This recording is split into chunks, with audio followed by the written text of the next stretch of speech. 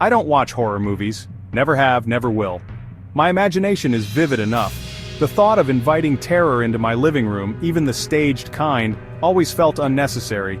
So how did I end up watching Terrifier 3? The answer, like most bad decisions, involves friends and peer pressure. They promised a fun, scary night. They assured me Terrifier 3 was the epitome of horror.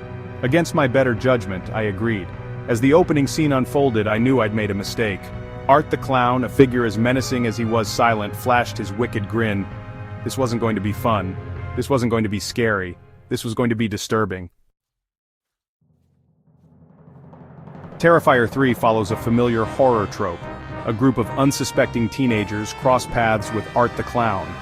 What ensues is a bloodbath of epic proportions.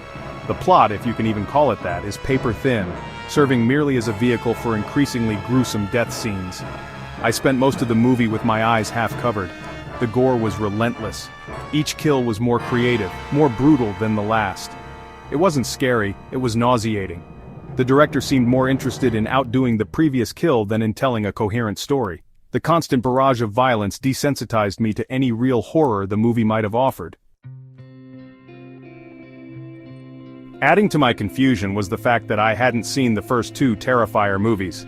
While the plot seemed relatively self-contained, psychotic clown terrorizes teenagers, there were moments when I felt lost. Characters appeared with backstories I didn't understand. References were made to previous encounters with Art the Clown that left me bewildered. It was like walking into a conversation halfway through. This lack of context only heightened my sense of unease. I was witnessing the aftermath of a nightmare, but I didn't know the origin story. The gore and violence became a distraction, preventing me from connecting with any of the characters or their plight. The opening scene, even in retrospect, makes me shudder. It involved a young woman and a particularly gruesome method of dispatch involving a power tool. The scene was gratuitous, unnecessary, and set the tone for the rest of the film. It wasn't scary, it was simply disturbing.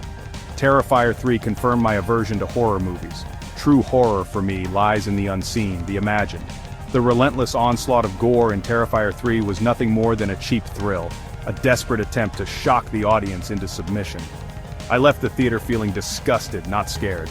Some doors are best left unopened. The world is terrifying enough without inviting Art the Clown in.